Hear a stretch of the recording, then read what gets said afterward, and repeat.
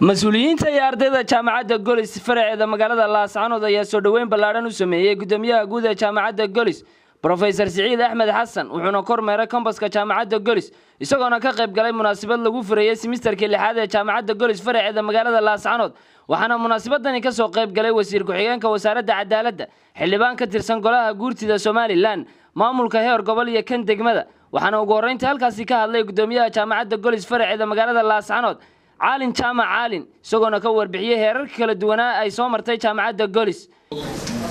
وحي وشددوا تهاي فريتان كا سنة دكسيات كا أما أكاديمي غير كعصب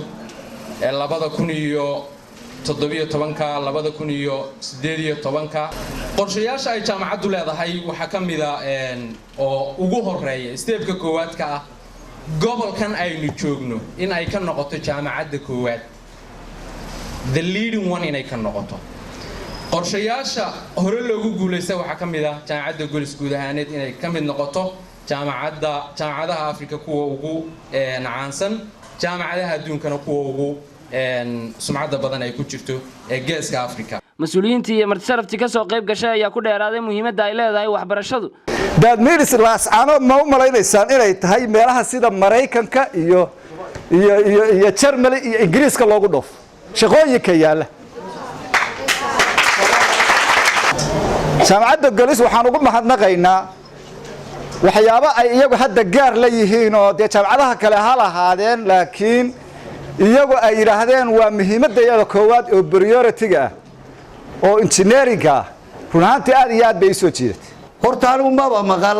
wali TV-ga kuma arag nugaal baa shirkadu gacan qabtaa mid la magaco Golis 10 ku bay dhiibaysay maalin dhaweyd magacana waaba la wadaagtaa laakiin Golis iyo Ilays iyo maxadka caafimaadka wali shirkadu waxaasay ku caawiyeen oo kaga qayb qaateen saxaafadda kala maqal idinkana waxa leeyahay laftiina garsoor baa la idinka baahiyaa oo wax qabadka aad gobolka ugu deeqaystaan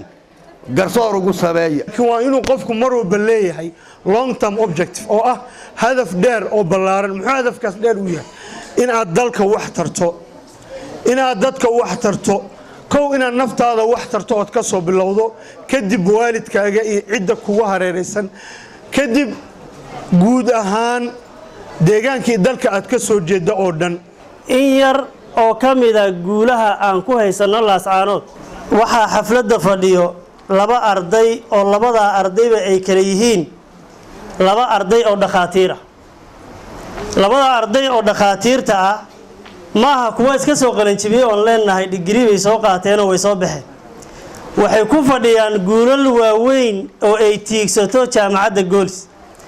labada ninna waxay ka soo jeedaan gobolkani halka waxaan anigu runtii iga muuqata rajo aad iyo aad u qurux badan oo aynu tayadeena kor ugu qaadi karno oo xitaa ardayga secondary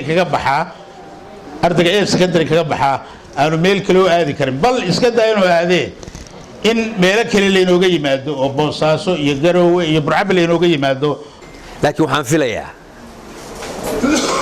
maanta maalin idinka macaan oo idinka fiican oo idinka farxad badan oo idinka taariikh wanaagsan inaan laga helin waxaan ugu talagalnay maanta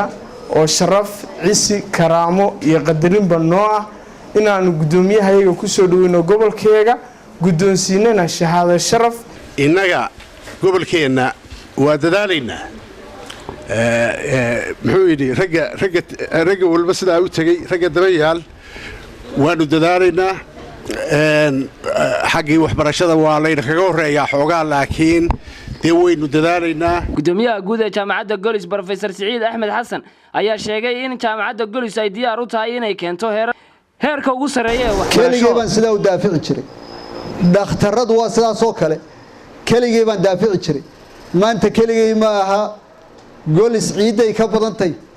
guurtiyay leeday wasiiray leeday ardayda ka daran ninkii shanta la soo gala 25 baa la saaraya aniguna farma qaabanayo gabagabadina ardayda jaamacadda Golis ayaa shahaado sharaf gudoonsiiyay gudoomiyaha guud ee jaamacadaha Golis Professor Saciid Axmed Xasan Samiir Saciid bila bulsha TV Laascaanood